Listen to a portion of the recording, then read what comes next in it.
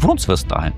Բոլոր սոցիալությունները նույն բանն են ցույց տալի։ Գործողությունները դա չի ցույց տալիս։ Գործընկերոջը, իմ ընկերոջը ասում է, որ խայտարակ ծանր է քո վստահությունը, քո արկանիշ։ Ու դրա մեջ վատ բան չեմ տեսնում։ Մեր հասարակությունը լուրջ առողջական խնդիրներ ունի։ Քաղաքական նեղ կուսակցական շահի մեջ տեղավորվում է, որ իրանք գնան այդ 2% ձայն հավաքեն, բայց միջև հետը մի քանի անգամ հարցազրույցներ կտան, կգնան այդ մեծ բանավեճին, հմեկով իրանց ցույց կտան։ Զոհվածների, վիրավորածների ընկերները, եղբայրները, տարեկիցներն են, որ пассив են։ Երևանը ակտիվացնելը ամենամեծ երաշխիքն է իշխանության փոփոխության։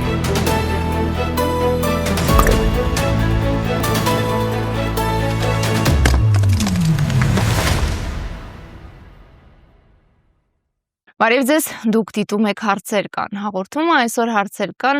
միջազգային սոցիոլոգիական ասոցիացիայի անդամ Մարար հիմնադրամի տնօրեն Արմեն Խաչիկյանին։ Բարև ձեզ։ Բարև ձեզ։ Շնորհակալ եմ, որ այստեղ եք։ Ես եմ շնորհակալ։ Իմ տպավորությամբ Հայաստանում հատկապես վերջին տարիներին սոցիոլոգիան իբրև գիտություն եւ մասնագիտություն պիտի առավել արժևորվեր։ Այն ինչ կատարվեց մեր հանրության հետ վերջին տարիներին եւ թե դրան ինչպես արձագանքեց մեր հանրությունը, շատերի համար ընկալելի չէ։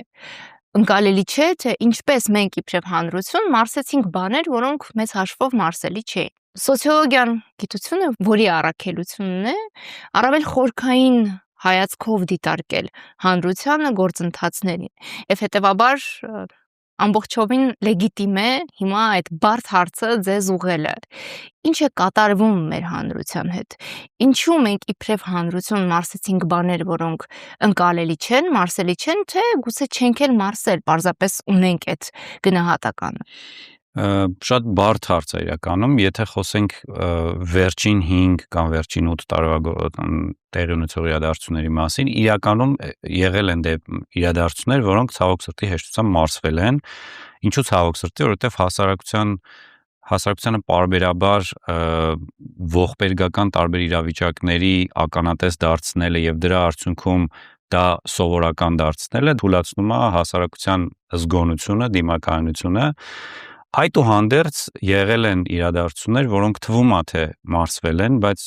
ակնհայտ է, որ չեն մարսվել։ Մարսվել են միայն մակերեսային տեսանելիության առումով, օրինակ Արցախի կորուստը զարմանալիորեն հիմա կարելի ասել նախընտրական փուլ է եւ քաղաքական գործիչները, քաղաքական կուսակցությունները, քաղաքական դիսկուրսը շատ քիչ անդրադառնում Արցախին եւ Արցախին անդրադարձնեն բացառապես հումանիտար միջազգային իրավունքի համատեքստում դիտարկվում ու տպավորությունն է որ մարդիկ համակերպվել են Արցախի կորուստի հետ, մինչդեռ դա այդպես չի։ Համակերպվել են պարզապես մակերեսային առումով, պարզապես զուտ անզորության, անկարողության համատեքստում են համակերպել ու ինչի ոնց խոսան, եթե նույնիսկ հիմա Սյունիքի վտանգ կա կամ մեկ այլ ինքնիշխան տարածքներում գտնվում են հակառակորդի ստորաբաժանումները, ուստի ոչ թե մոռացվել է, ոչ թե անտեսվել, այլ ուղղակի գնացել է ավելի ետևի պլան եւ մարդու դեպքում ավելի միգուցե ենթագիտակցական կամ միգուցե ավելի հիշողության ավելի հին դարակներում է տեղավորվել։ Ընդ որում ներողություն, սա ապացուցվում է սոցիոլոգիական հարցումներով։ Այո, սոցիոլոգիական նախ սոցիոլոգիան միայն սոցարծումները չեն։ Սոցիոլոգիան միայն քաղաքական սոցարծումները չեն ու ցավոք սրտի հիմա շատերն են սոցարծման անվան տակ ինչ ասես անում, բայց դրա դիմաց երբեք կամ դրա հետևում երբեք կանգնած չի լինում հայտնի ընդունելի գիտնական սոցիոլոգ, հիմնականում ինչ-որ տարբեր կառույցներ, մեկ է տեսնում ես, որ անուն են դնում, այդ անունով սոցարծման արդյունք են ասում, մինչդեռ սոցարծումը նման է էպիկրիզի։ Արյան ընդհանուր անալիզի արդյունքը, եթե ինձ եւ ձեզ տա բժիշկը, մենք միգուցե կարդանք, տեսնենք, որ այս ինչը նորմայի մեջ է, այս ինչը նորմայի մեջ չի եւ ուղղակի այդքանով իմանանք։ Բայց երբ որ մասնագետն է դա մեզ բացատրում, մասնագետը բացատրում է, որ այս երկու բանը նորմայի մեջ է, բայց ամեն դեպքում այդ երկու բանի համադրությունը, որ նորմային մոտ է կամ նորմայից մի քիչ իջած է, կարող է լուրջ ռիսկ լինի։ Այսինքն շատ կարևոր է որ սոցիոլոգիական հարցման կամ սոցիոլոգիական հետազոտության արդյունքները ոչ թե ուղղակի մարդիկ դնեն քննարկեն սոցցանցերում եւ այլն, այլ ռեալ մասնագետի կողմից մեկնաբանություն լինի, ոչ թե քաղաքական գործչի կողմից, ոչ թե կուսակցության ղեկավար ասի, այդ տեսեք իմ ռեյտինգը այսքան բարձր է, այդ տեսեք մենք հաղթելու ենք, այդ տեսեք մենք ունենք այսքան բարձր վստահություն։ Մասնագետը պետք է ներկայացնի, որովհետև նույնիսկ վստահությունն ու ռեյտինգը համատելի համեմատելի են, երբ որ դա մեկնաբանում ես։ Հիմա վերադառնալով Արցախի հարցին, Արցախի վերաբերյալ մի կլասիկ հարց ունենք, որը որ 2023 թվականի նոյեմբերից սկսած տալիս ենք հարցումներում, արդյոք Արցախի կորուստը ժամանակավոր է եւ մենք պետք է ուժեղանանք, հզորացնենք բանակը եւ հետ բերենք կորցրածը։ Հետաքրքրական է, որ այդ թիվը երբեք 65%-ը չի իջել, 60-ից 70-ի միջակայքում է լինում, այսինքն մեծամասնությունը համարում է 2/3-ը կարծում որ Արցախը ինչ որ մի օր պետք է հետ բերել։ Այլ հարց թե ինքը Արցախի հետ վերադարձի համար ինչպիսի գործողություններ է անում, միգուցե ինքը անձամբ պատրաստ չէ այդ գործողությունների, բայց ինքը ցանկանում է եւ հանրային կարծիքը դոմինանտ դիսկուրսը նրանում է, որ պետք է Արցախը ինչ որ մի օր հետ բերել եւ Արցախը հայկական է։ Ընդ որում, այս մոտեցումը, այս ընկալումը տարածված է ոչ միայն ընդդիմադիր դիրքավորում ունեցող հասարակական սեգմենտներում, այլ նաև պրոիշխանական որոշ սեգմենտներում ընկալված է այդ մոտեցումը, որ պետք է Արցախը հետ վերադարձնել։ Ինչ որ մի օր։ Այն էլ այդ քարոզչության պայմաններում, իշխանական։ Այո, այսինքն շատ դեպքերում նույնիսկ այս մեդիա քարոզչությունը, որը սարսափելի մեծ ազդեցություն է ունենում հանրային կարծիքի վրա, նույնիսկ այդ չի ազդում մարդու ինքնութենական, այն բնազդով առաջնորդվող, իր արյամբ զգացվող ցանկության, նպատակի, զգացողության մեջ, նույնը ցեղասպանության ճանաչման հարցը։ Հասարակության մեջ 90 եւ ավելի տոկոսը ասում է, որ ցեղասպանության միջազգային ճանաչումը կարևորագույն հիմնախնդիր է Հայաստանի համար։ Այսինքն այս երկու հարցերը, որոնք ըստ էության Հայաստանի անկախության հռչակագրի առանցքում են, շատ առաջնային պրիորիտետ ունեն հասարակությունում։ Մինչդեռ դա չի երևում, դա առօրյայում չի քննարկվում, մարդիկ դրա մասին չեն կապիտալիզացիա չկա դրա վերաբերյալ։ Դա արդեն քաղաքական իշխանության, քաղաքական ընդդիմության, գաղափարական ճգնաժամի մասին է խոսում։ Ճգնաժամը կարծում եմ պայմանավորված է նաև նրանով, որ երկու կողմն էլ իրական մոտիվացիա, թեև իհարկե ազնիվ չէ երկուսին համեմատել, բայց այդուհանդերձ Հայաստանում քաղաքական ուժերը կարծեք թե իրական ցանկություն չունեն հանրությանը ճանաչելու եւ զարկերակը շոշափելու։ Հատկապես նախընտրական շրջանում մենք տեսնում ենք սոցհարցումների պահանջարկն է մեծանում եւ հաճախ նաև ոմանք հասկանում են, որ կարևոր է, որ դա մեկնաբանվի սոցիոլոգների շուրթերով, հա։ Իսկապես հետաքրքրում է մեր քաղաքական ուժերը, հատկապես ընդդիմադիր սեգմենտը, որքանով է սոցիոլոգիան կարևորում առհասարակ ոչ միայն նախընտրական շրջանում։ Իմ հարցը նրա մասին է, արդյոք Հայաստանում քաղաքական ուժերը իրապես ցանկություն ունեն հասկանալու process-ները եւ դրանց խորքային պատճառները։ Հարցի ավելի կարճ պատասխանն է ոչ, բայց ավելի մանրամասն պատասխանն է, որ քաղաքական գործիչների մեծամասնությունը պատրաստ չի առերեսվել հանրային իրականության հետ եւ նույնիսկ հետազոտության արդյունքները տեսնելուց հետո փորձում են արդարացումներ գտնել։ Ես բազմիցս ունեցել եմ հանդիպումներ քաղաքական կամ հանրային գործիչների հետ, ում ասել եմ իրական պատկերը ինչ որ կա հանրային կարծիքում եւ ստացել եմ պատասխաններ ինչ որ արդարացնող կամ բայց դա միանշանակ չի կամ ինչ որ այսպես մեկնաբանություններ, որը նշանակում է, որ իրանք պատրաստ չեն հասարակության իրական պատկերը ուղիղ նայել այդ տեսանելի եւ շատ ցցուն խնդիրներին ու դա է նաեւ պատճառը։ Եթե նայենք իշխանության տեսանկյունից, իշխանության ներկայացուցիչներից հատկապես գործող վարչապետը իմ կարծիքով շատ լավ զգում է հանրային զարկերակը, բայց զգայական մակարդակում։ Ինձ թվում է անձամբ ինքը չի տիրապետում ընդհանուր պատկերին ավելի հետազոտական մակարդակում, միգուցե եւ հավանաբար ենթադրաբար ունի լավ խորհրդատուներ, բայց ամեն դեպքում զգայական մակարդակում գոնե մենք տեսնում ենք, որ բավականին լավ է զգում հանրային բնազդները։ Դրա վառօրինակն է ինչպես է կարողանում մինչև հիմա դիրքավորել իրեն այնպես ինչպես ընդդիմադիր գործիչը կդիրքավորեր։ Դա է ցուցիչը, որ կոռուպցիայի մասին խոսելիս դեռևս մարդիկ կոռուպցիա ասելով ընկալում են 8 տարի առաջվա իշխանությանը կամ դրանից առաջվա իշխանությանը, ոչ թե մինչև 8 տարի գործող իշխանությունը, այսինքն մարդը հաջողել է, կարողացել է հանրային ցավոտ կետերին, բնազդներին, սոցիալական անարդարության զգացումը, որ ամենամեծ բնազդային ջիղն է, ներվն է Հայաստանում, կարողանում է ամեն անգամ օգտագործել։ Ու օգտագործում է ցույց տալով ինչ-որ դղյակներ, ցույց տալով ինչ-որ բաներ, որևէ կոռուպցիոն կամ հովանավորչության դրսևորումներ եւ ցույց տալով, որ ինչքան անարդար է դուք, իսկ հասարակության 60%-ը հաստատ բարձր սոցիալական ապահովություն չունի, 21.7%-ը աղքատ է, եւ այդ մարդկանց մոտ անարդարության զգացումը կարողանում ենք ամեն անգամ, այսպես ասած, վերցնել եւ օգտագործել։ Ինչ վերաբերում է անդիմության շատ ներկայացուցիչներ, ես շփվել եմ, ներկայացրել եմ որոշ պատկերներ հանրային կարծիքի, գիտեք, ընդունում են, հասկանում են, բայց գործողությունները դա չի ցույց տալիս։ Որովհետև եթե կհիշեք, օրինակ, երկրորդ նախագահը նախորդ ընտրություններին այդքան էլ չէր վստահում սոցիոլոգիային, հետո սկսեց սոցիոլոգիային հաճախակի հղումներ տալ, նույնը կարելի է ասել մյուս գործիչների մասին, ովքեր հիմա ընտրություններին են մասնակցում, բայց նույն սոցարծման արդյունքներով, եթե նայենք, օրինակ նախորդ բոլոր նախագահները ունեն բարձր հակառեյտինգ։ Եվ դա գոնե պարզ ցույց է, որ պետք է զգույշ լինել ընտրություններում սեփական դեմքով գնալու։ Մինչդեռ բոլորը դա անում են։ Բոլորը։ Տվյալ պարագայում երկրորդ նախագահն է գնում, բայց չթիրախավորելով էլի, նախկինում էլ մյուս նախագահներն են գնացել։ Ամեն դեպքում մարդիկ տեսնում են, որ իրենց վարկանիշը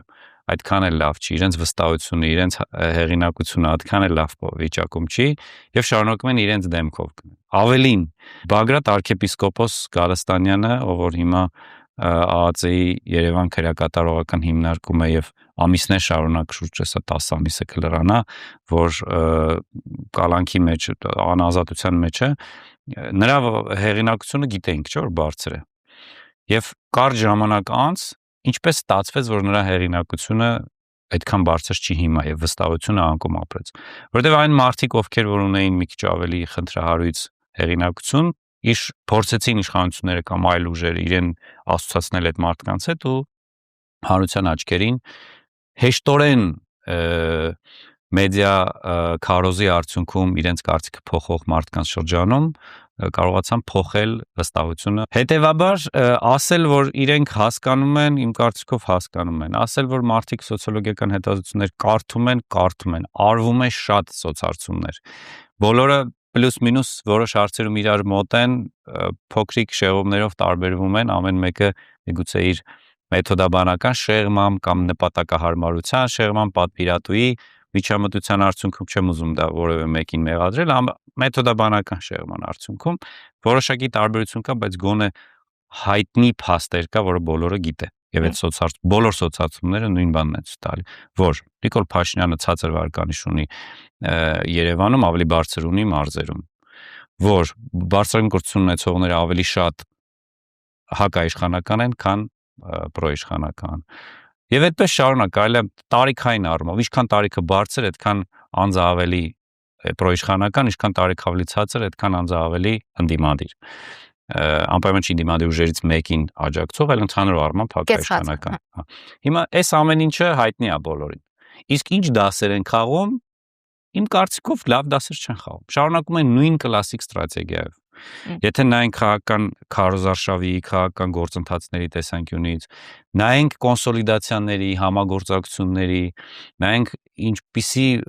գաղափարական ծրագրային ասելիք ունեն, հիմնականում քիչ են օգտվում այս գիտության հնարավորություններից եւ դրա համար է արդյունքում ստանում են իդեպ թե իշխանությունը թե ընդդիմությունը ընտրական առումով ավելի մեծ պոտենցիալ ունի, քան օգտագործումը։ Գուցե սա նաև պայմանավորված է նրանով, որ այսպիսի բանաձևով են քաղաքական ուժերը առաջնորդվում, ես ունեմ իմ սոցիոլոգը։ Հա։ Դե այդ չի լինում ինչ որ մեկի սոցիոլոգ։ Չի կարելի եթե ինչ որ մեկի սոցիոլոգն է, մեկի սոցիոլոգ չի։ Տրամաբանության սահմաններում եք մեկնաբանում։ Հայաստանում տրամաբանությունը վաղուց խաթարված է բոլոր մակարդակներում։ Հետևաբար կարող է ունենալ սեփական սոցիոլոգ։ Ես կարող եմ ասել, ես օրինակ անձամբ մտերիմ հարաբերություններ ունեմ 1-2 մի քանի քաղաքական գործիչների հետ, բայց օրինակ իրանց վարկանիշը այդքան էլ բարձր չի։ Այսինքն ես օրինակ իմ գործընկերոջը, իմ ընկերոջը ասում եմ, որ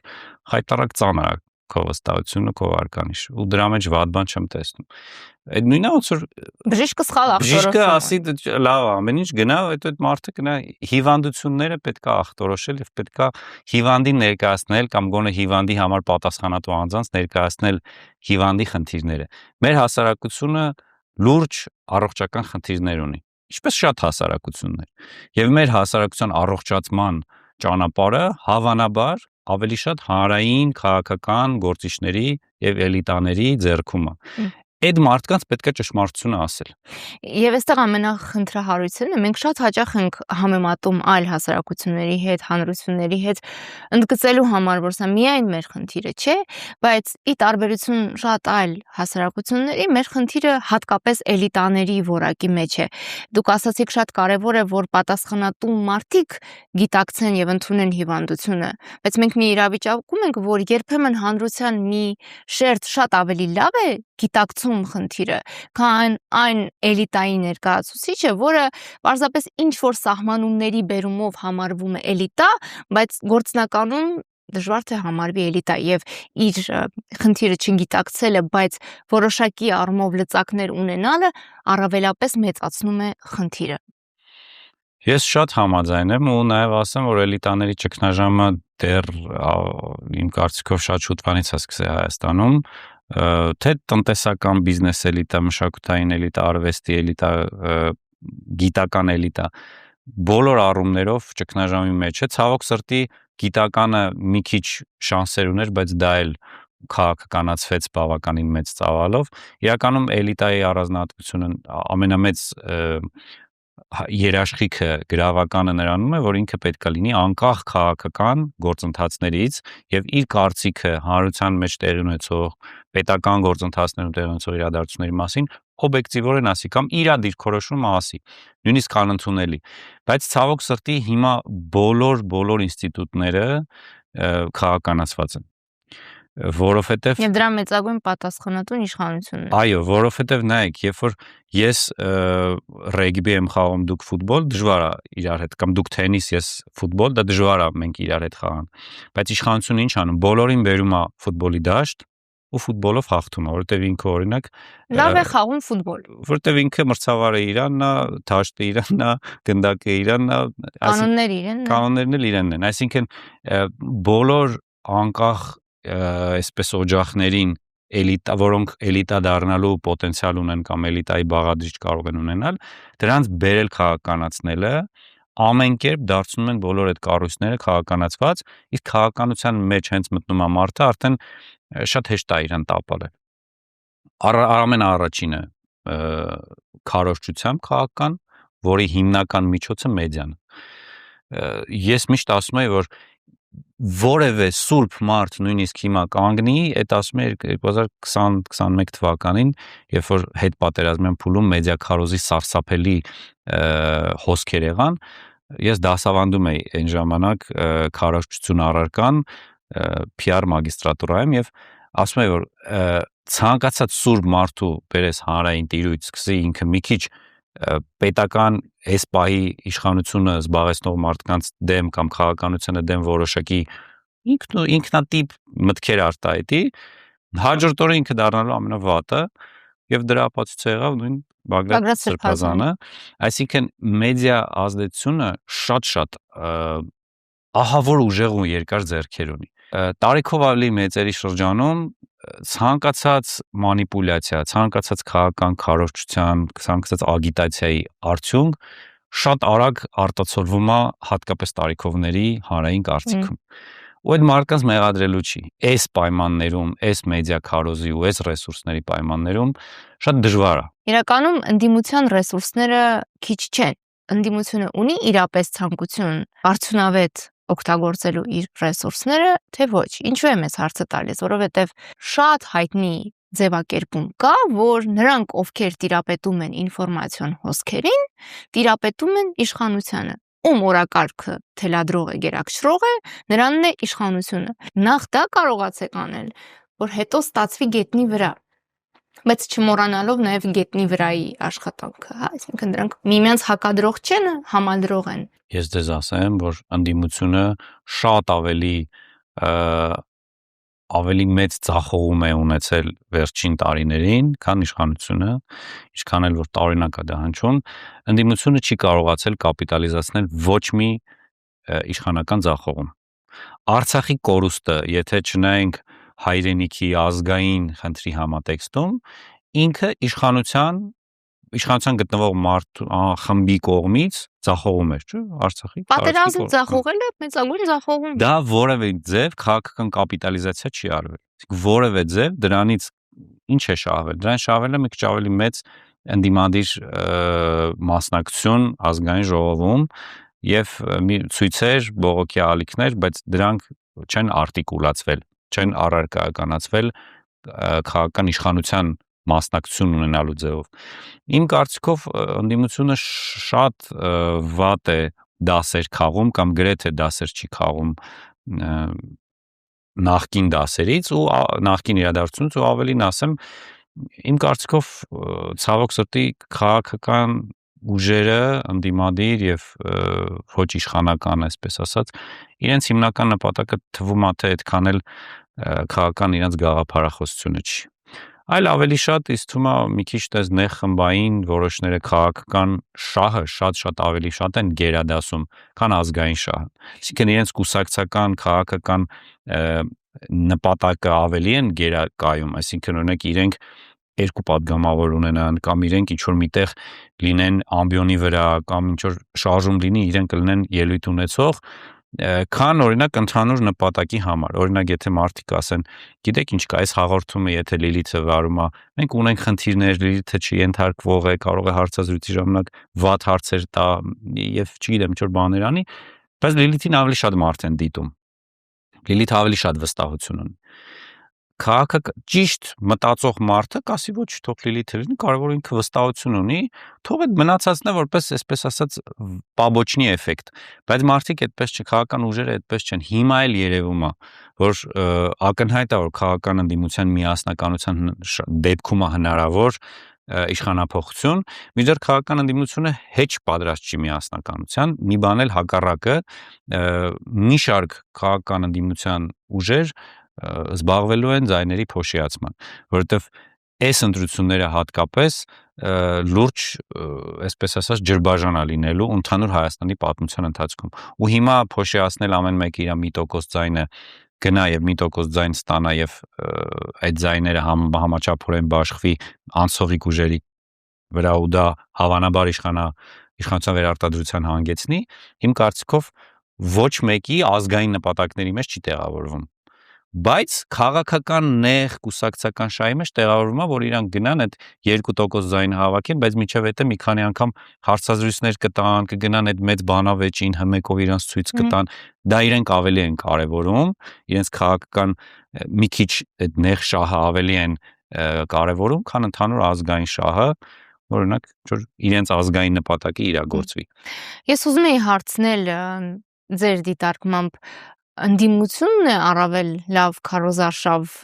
տանում թե իշխանությունը, թեև պաշտոնապես քարոզարշավը դեռ չի մեկնարկել, բայց հասկանալի է, որ մեկնարկել է։ Ձեր խոսքում արդեն պատասխան։ Կարամ մի փոքր ավելացում անեմ, որ ընդդիմությունից իմ կարծիքով կլասիկ լավ, բայց կլասիկ քաղաքական քարոզարշավ է անում Սամվել Կարապետյանի թիմը, կլասիկ ձևով, բայց բավականին արդյունավետ, բավականին հաջողված։ Այլ հարց, որ այդ իրենց կլասիկ քարոզարշավը որոշակի սեգմենտի վրա է աշխատելու։ Մի մեծ սեգմենտ բաց է մնալու, իսկ նրանց համար ալտերնատիվ մի քիչ ավելի այլընտրանքային ուրիշ տեսակի քարոզարշավ է ենթադրում, որը հետաքրքիր է, որ իր սեգմենտի համար անում է իշխանությունը։ Այսինքն ավտոբուսը միայն ավտոբուս չի, ավտոբուսը էքշն է եւ զրելիշա ապահովող տեսարաններ գործընթաց է, այսինքն ինքը կամ չգիտեմ, այդքան տարբեր մարդկանց տներ մտնելը,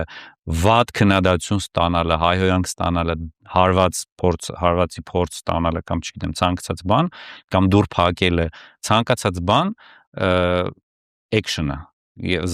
տեսարան ապահովող իրադարձություն է։ Այսինքն Փաշինյանը միևնույն է շարունակում է առավել համարձակ գործել։ Այո։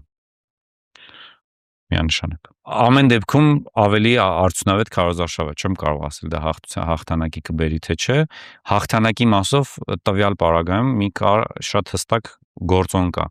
Ընտրություններին ակտիվ մասնակցությունն է։ Մենք քիչ առաջ նայում էինք միասին, որ 2017 թվականի ընտրություններին 60% մասնակցություն ա եղել, 2018 թվականի դեկտեմբերի ընտրություններին արդեն հետ հեղափոխական 48-49%, նույնն է 2021 թվականին 48-49% եւ իշխանությունները 2018-ին ստացել են 880,000 ձայն, 2021-ին ստացել են 680,000 ձայն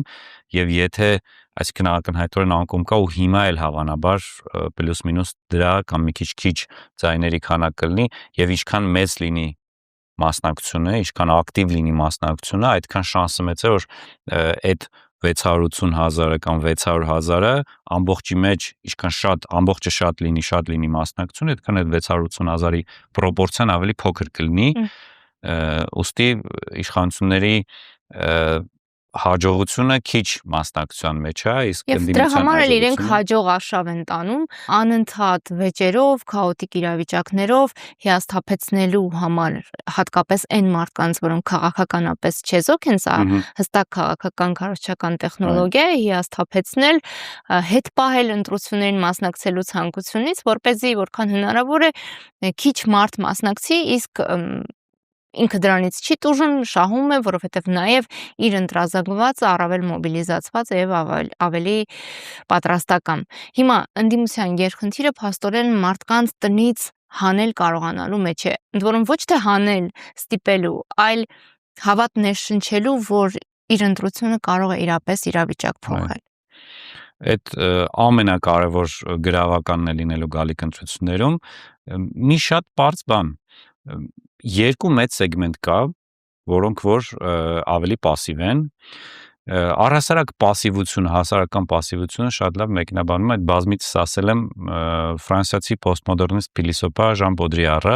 որ մի տեսական մոտեցում ունի, որտեղ խոսում է լուր մեծամասնության մասին եւ խոսում է, որ լուր մեծամասնության ստվերում շատ տարբեր գործընթացներ են տեղի ունենում, բայց նրանք երբեք չեն դրսևորվում եւ կա աղմկոտ փոքրամասնությունի հակադրություն լուր մեծամասնությանը։ Հիմա այս աղմկոտ փոքրամասնությունը, որը հիմա աղմկում է, տպավորություն է ստեղծում, որ ամեն ինչ որոշված է, ոչինչ չի փոխվելու եւ լուր մեծամասնությունը դե ավելի пассив, ավելի իներտ է եւ ավելի ոչ, այսպես ասած, ակտիվ։ Հիմա միակ շանսը մեծամասնությանը, լուր մեծամասնությանը ակտիվացնելու եւ ինչպես գործողության դրթելու մեջ է։ Այս լուր մեծամասնության մեջ ու Հայաստանում ընտրությունների մասով եթե խոսենք, пассив են ավելի շատ երիտասարդները,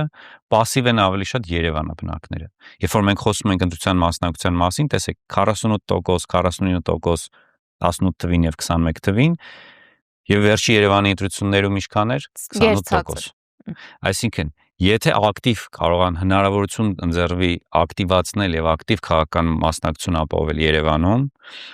ակտիվորեն ներգրավել ընտրություններին երիտասարդներին, ովքեր իմ կարծիքով եւ հետազոտություններով ամենաազգային, ամենասկզբունքային, ամենաեկեղեցուն աջակցողն են, բայց նաեւ ամենաանտարբերն են։ Բայց նաեւ ամենաանտարբերն են ու ամենաանհավեսը, աշխատել տենց շատ չեն ուզում, եթե ուզում են ապա հեռավար եւ այլն։ Gen Z-ի մասին կարելի է երկար խոսել։ Այսինքն այս Gen Z-ին երիտասարդներին ակտիվացնելը եւ Երևանը ակտիվացնելը ամենամեծ երաշխիքն է իշխանության փոփոխության։ Այլ հարց է դա ինչպես կստացվի ընդդիմության քաղաքական ուժերի ձեռքին, որովհետև նրանք միասնական չեն։ Գետնի վրա ակտիվացնել ինչպես եք պատկերացնում երիտասարդներին, նաև դասախոսում եք։ Ամեն անգամ մեծ պատասխանատվություն է ինձ համար խոսել երիտասարդների մասին։ Որևէ կերպ չեմ ուզում թիրախավորել եւ կարծում եմ նաև երբեմն էլ անգործության հետևանք է, որ հատկապես ընդդիմադիր գործիչները այս կամ այն շերտին հանրության թիրախավորում են իրենց անհաջողությունները ծածկելու կամ պատճառաբանելու համար։ Ես երբեք չեմ ուզում նմանատիպ դիրքերից հանդես գալ, բայց այնուամենայնիվ տպավորություն է, որ մեր զրնդակիցները շատ ավելի ակտիվ էին, քան մեզնից ավելի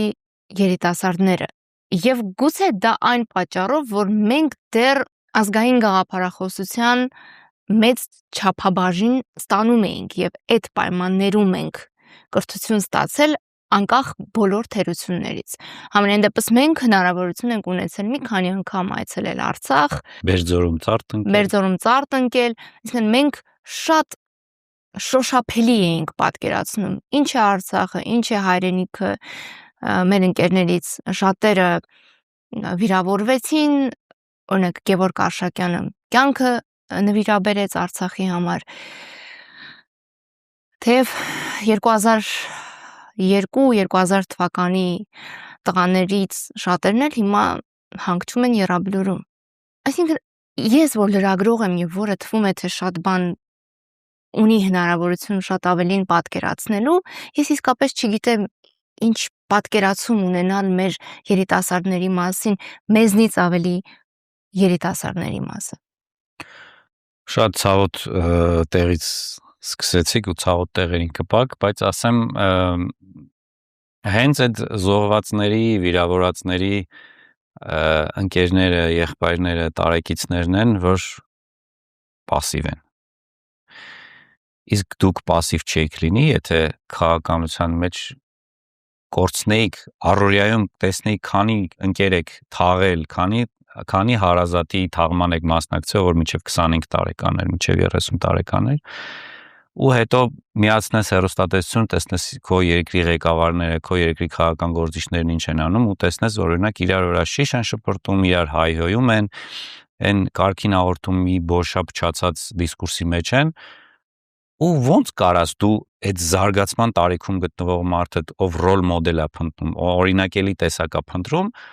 իրանցից մեկին օրինակ վերցնես։ Դու ստիպված գնում ես դեպի հետ։ Դրա համար հիմա ասեմ դες երիտասարդների շրջանում Գարեգին Նժդե, չգիտեմ, Դրո եւ այլն այդ գործիչները, այդ ավելի հին ժամանակների կերպարները ավելի շատ օրինակելի են։ Քան այսօրվա ես օրինակ գոնե որ երիտասարդ էի, պլյուս մինուս մարդիկ կային հիմա ովքեր իմ համար հեղինակություն էին։ Հիմիկվա երիտասարդության համար հեղինակություններ գրեթե չկան, իսկ քաղաքականությունը դարձել է անբարոյականություն իրանց ընկալման մեջ, որովհետև տեսնում են, որ մեկը մի բան ասեց, հաջորդ օրը սուտ ասեց, մեկը մի բան խոստացավ թե ընդդիմությունից, թե իշխանությունից, հաջորդ օրը չարեց։ Ոնց վստահեն։ Իշխանությունը խոսք է տալիս, որ ինչ որ բան կանի, չի անում, ընդդիմությունը խոսք է տալի, որ իշխանությունը կփոխի, չի փոխում։ Երիտասարդը ում վստահի։ Ինքը այդ զարգացման փուլում է, ինքը ազնիվ մարդու փնտրտուքի մեջ է։ Իսկ այդ մարդկանց մեջ ազնվությունը չի տեսնում։ Դրա համար էլ ներողություն որ ընդհատում եմ կամ երկար եմ խոսում, դրա համար է մարդիկ իրենց քաղաքականությունից հեռու են պահում։ Դրա համար է քաղաքականությունը իրենց համար հեռու, որտեղ իրենք կորցրել են իրենց ընկերներին, իրենց տարեկիցներին, իրենք կորցրել են իրենց երիտասարդության մի քանի տարին ցավի ողբի մեջ։ Հաստատ շատ քչերն էին, որ ապրիլյան պատերազմի ժամանակ կամ ասենք 44 օրյա պատերազմի ժամանակ իրենց երիտասարդական այդ ուրախ ժամանցը կարողանում էին ապահովել։ Հաստ ինչքան էլ 1-2 օրինակ առանձնացնենք, ընդհանուր առմամբ մարդիկ տխրության մեջ էին, հարազատ էին կորցրել, միտեղ պատերազմ էր, եւ այդ տխրության մեջ մի քանի տարի անցավ իմ եւ ձեր երիտասարդությունից։ Ու այդ մեր երիտասարդության մեջ այդ դժբախտությունը, այդ տխրությունը, այդ ցավը, այդ կորուստները, մի անգամ Արցախի մի քանի շրջան կորցրինք պատերազմի արդյունքում, հետո պատերազմից հետո համաձայնագրով մի քանի տարած կորցրինք, հետո Արցախի էթնիկ զնունդ, ջերմուկ, այդքան իրադարձությունները երիտասարդը ոնց դրան շատ հանգիստ վերաբերվի եւ դրանից հետո էլ այն քաղաքական համակարգը, որը հանգեցրել է այդ իրադարձություններին, այդ մարդկանց նորմալ վերաբերվի։ Դուք իհարկե շատ ռացիոնալ իրողությունների մասին եք խոսում, ռացիոնալիզմի մասին եք խոսում, բայց երիտասարդությունը շատ հաճախ նաև իրացիոնալիզմի մասին է։ Եվ անբնական է նաև այն, որ փաստորեն մեր երիտասարդների շրջանում այդ կորովը, եռանդը ինչ որ բան փոխելու, իր շուրջը ինչ որ բան փոխելու, շարժման մեջ լինելու չի դրսևորվում։ Այո։ Չի դրսևորվում, բայց մեր երիտասարդները ամենաշատն են դրական վերաբերվում հայ առաքելական եկեղեցուն։ Ամենաշատն են կարևորում ազգային հիմնախնդիրներ։ Օրինակ, եթե եկեղեցու օրինակով ասենք, 95% եւ ավելին դրական է վերաբերվում եկեղեցուն, մինչդեռ 50+ տարիքի շրջանակում 60%-ն է դրական վերաբերվում եկեղեցուն։ Այսինքն ահռելի աշխատանք կա անելու երիտասարդների հետ։ Միանշանակ։ Եվ հաղորդման ավարտին կեսկատակ, կեսլուրջ, հատկապես այս շրջանում, երբ հանրային որոշակի ակտիվություն ունեցող մարդիկ միմյանց հանդիպում են, տպավորություն է, որ ինչպես էսի փոխարեն ուզում են հարցնել, իսկ դու ցուցակում կաս կամ որ ցուցակում կաս։ Դուք որ ցուցակում կաք կամ կլինեք, թե։ Ես ոչ մի ցուցակում չկամ, ես քաղաքական եւ ռազմական սոցիոլոգիայի մասնագետ եմ, հենց որոշեմ որևէ ցուցակում լինել, ստիպված եմ լինելու գոնե ժամանակավոր իմ մասնագիտական գործունեությունը դադարեցնել, դեռևս այդ որոշումը չունեմ։ Իդեպ շատ կարևոր է, որ սա հեգնանք չընկալվի ցուցակում լինելու նկատմամբ, դա պատասխանատվություն է եւ Չէ, քաղաքական ցուցակում գտնվողներին շատ լավ են վերաբերվում, վատ են վերաբերվում նրանց, ովքեր որ վատ ոչ մասնագիտորեն, անձնապես որպես քաղաքացի լավ չեն վերաբերվում նրանք, ովքեր շանս չունեն, բայց գնում են եւ փոշիացնելու են գնում։ Միշտ փոշին ես չեմ սիրում, ոչ տանը, ոչ աշխատավայրում, ոչ քաղաքական ընտրություններում փոշին չեմ սիրում, սիրում եմ ռացիոնալ շանս ունենալ եւ գնալ այդ շանսի հետևից եւ հուսով եմ բազմաթիվ նոր քաղաքական գործիչներ ցուցակներում արկա մարդիկ կստանձնեն տարբեր պատասխանատվություններ եւ հուսամ մեր երկրի համար ավելի լավ կլինի, քան ոչ թե ավելի լավ կլինի, այլ լավ կլինի, որովհետեւ ավելի մասին խոսել չենք կարող։ Դե, տեսնենք։ Շնորհակալություն։ Ձեզ շնորհակալություն։